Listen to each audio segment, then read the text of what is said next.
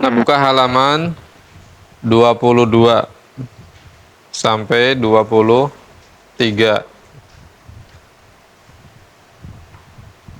Sudah kita bahas ya tentang syirik. Kita murojaah terlebih dahulu. Syirik itu lawannya apa? Hah? Jangan textbook. Syirik lawannya apa? Tauhid. Ya. Syirik itu lawannya tauhid. Kalau tauhid itu adalah menjadikan Allah satu-satunya, kalau syirik yaitu menduakan Allah. Kita beribadah kepada Allah, tapi di samping itu kita juga beribadah kepada selain Allah. Nah, ini namanya syirik. Dan ini termasuk dosa yang besar. Sebagaimana Allah Subhanahu wa taala berfirman di dalam surat An-Nisa ayat 48, "Innallaha la yaghfiru ayyushraka bihi wa yaghfiru ma duna dzalika liman yasha." Sesungguhnya Allah tidak mengampuni dosa syirik, tapi mengampuni dosa yang lainnya bagi siapa yang Allah kehendaki. Ya. Maksudnya apa di sini? Ada yang mengerti? Maksudnya adalah orang yang berbuat syirik dan mati di atas kesyirikan. Maka orang yang seperti ini yang tidak akan diampuni oleh Allah dan dia akan kekal di dalam neraka. Adapun orang yang bertaubat kepada Allah Subhanahu wa taala sebelum dia mati, maka dia diterima taubatnya oleh Allah. Sebagaimana para sahabat Nabi Shallallahu alaihi wasallam, banyak di antara mereka sebelum beriman mereka adalah musyrikun, orang-orang yang berbuat kesyirikan, tetapi kemudian bertaubat kepada Allah dan mereka teguh di atas tauhid. Ya. Kemudian di ayat ini juga disebutkan wa yaghfiru ma duna dzalika liman yasha. Allah mengampuni dosa-dosa selain syirik bagi siapa yang Allah kehendaki. Jadi nanti ada para pelaku dosa di akhirat yang mendapatkan ampunan dari Allah Subhanahu wa taala. Ada sebagian mereka yang langsung diampuni oleh Allah, dan ada juga di antara mereka yang dicemplungkan terlebih dahulu ke dalam neraka, dibersihkan, disucikan dulu. Setelah itu baru masuk ke dalam surga. Waliyadzubillah. Kita mau yang mana? Langsung apa dicemplungin dulu? Nyobain dulu nggak apa-apa. Hah? Jangan ya, waliyadzubillah.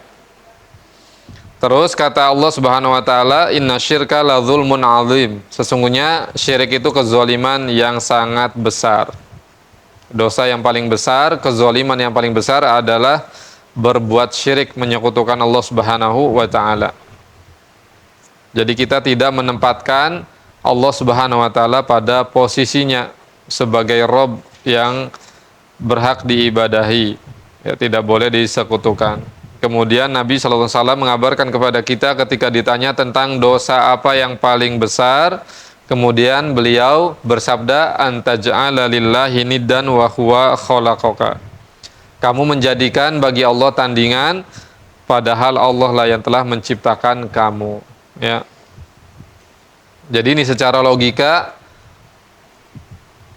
seseorang itu harusnya dia menyembah hanya kepada Rob atau Tuhan yang menciptakan dia.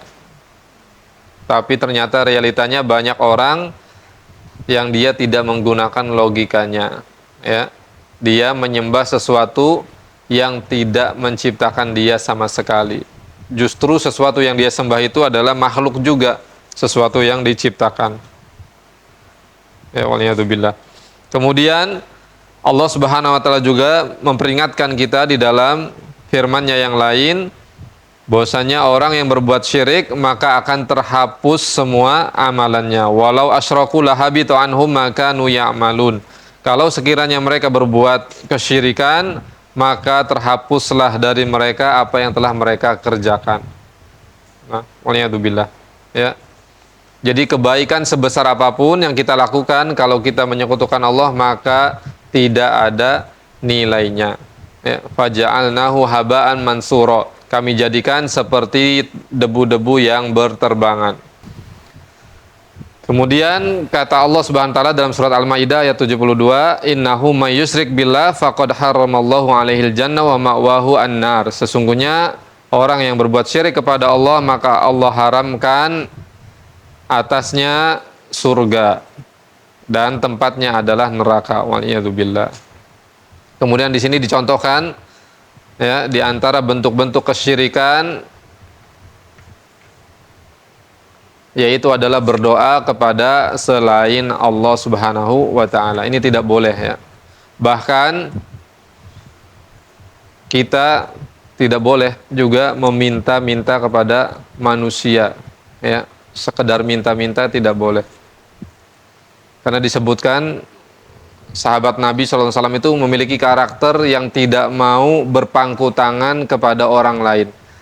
Ketika mereka mengendarai kendaraan, kemudian tongkat atau pedangnya jatuh dari kendaraan, mereka tidak minta tolong orang lain untuk mengambilkannya. Mereka turun dari kendaraannya, kemudian mereka mengambil sendiri tongkat atau pedangnya. Subhanallah. Ya. Itu saking mereka tidak ingin meminta bantuan kepada orang lain. Jadi apa yang mereka bisa lakukan sendiri, mereka lakukan sendiri. Tanpa berpangku tangan kepada orang lain. Nah kata Allah, wa qala rabbukum ud'uni astajib lakum, dan Allah mengatakan berdoalah kalian kepadaku niscaya aku ijabah. Masya Allah, ini ayat yang membuka pintu harapan yang sangat besar sekali kepada kita semua ya. Jadi berdoa kepada Allah, minta apa saja. Kalian mau minta masalah dunia, masalah akhirat, apalagi minta kepada Allah, dan jangan pernah merasa sesuatu itu besar atau mustahil, karena tidak ada yang besar mustahil di hadapan Allah. Permintaan apapun pasti akan diijabah oleh Allah Subhanahu wa taala. Mungkin menurut logika kita ini mustahil, ya Allah bisa nggak ini diijabah? Jangan sungkan, ucapkan kepada Allah. Allah pasti akan mengabulkan. Dan Nabi SAW pernah bersabda, "Idza sa'ala ahadukum falyuksir." Kalau kalian meminta kepada Allah, maka mintalah yang banyak. Fa innama yas'alu rabbah, karena sesungguhnya dia sedang meminta kepada Robnya, kepada Tuhannya yang maha hidup, yang maha memberi rezeki ya, yang maha mengatur segala urusan ya.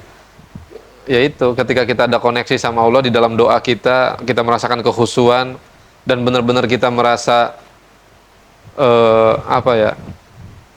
butuh kepada Allah, itu akan timbul rasa itu. Ya, mungkin kalian juga punya pengalaman itu mungkin. Ya, ada yang punya pengalaman itu? Hah? Bahkan ada yang menyebutkan kalau seseorang itu sampai menangis di dalam doanya, itu tanda busyra, kabar gembira bahwa Allah akan mengijabah doanya. Jadi berdoalah sampai nangis. Kalau nggak nangis-nangis, maka pura-puralah menangis.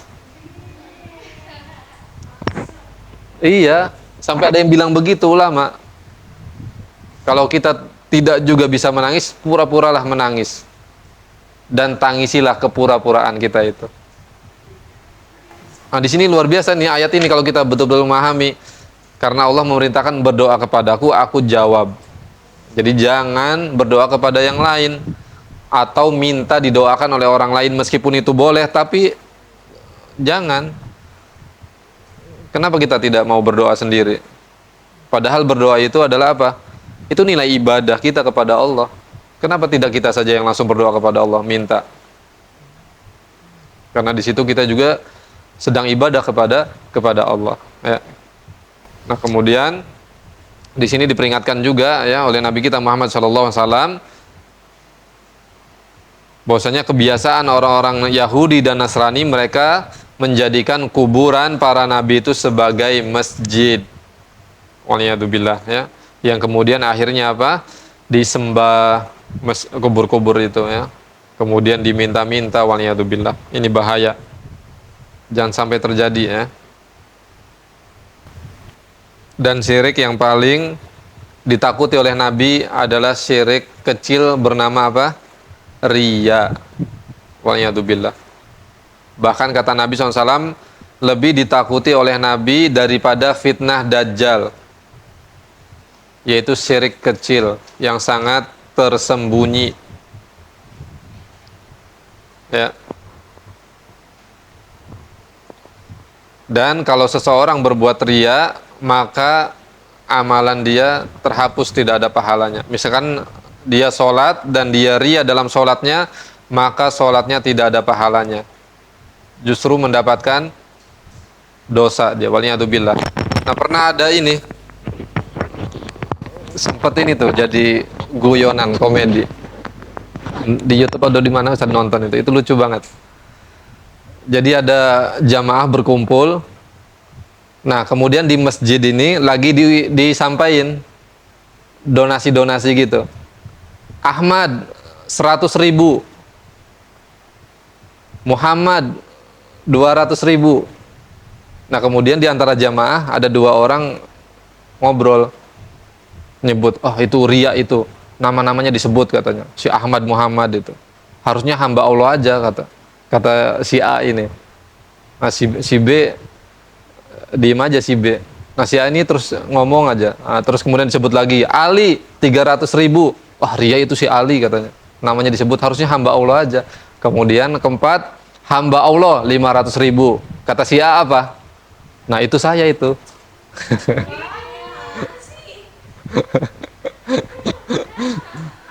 Dia nuduh orang lain ria, dia sendiri ria.